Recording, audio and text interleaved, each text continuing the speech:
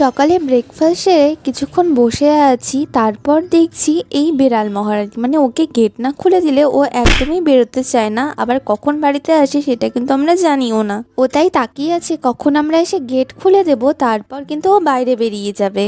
মাকে রেখেছিলাম যে ডাল এরকম বেটে রেখেছিল, তাই ভাবলাম কয়েকটি বড়া আমি ভাজি, কিন্তু আমি দেখছি বড়া ভাজতে গিয়ে কয়েকটি বড়া পুড়িয়েও ফেলেছি, তাই বড়াগুলো ওপর থেকে একটু কালো কালো হয়ে গিয়েছিল।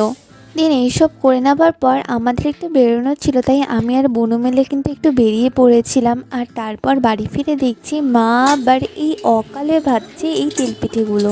আর রাতে ডিনারে ছিল বিরিয়ানি, আর সাথে বুনো নিয়ে এসেছিল এই চিকেন এগরোলগুলো। এখন দুটো একসাথে, তাই বুনুকে দেখো দুটো কিন্তু একসাথেই নিয়ে বসে গেছে।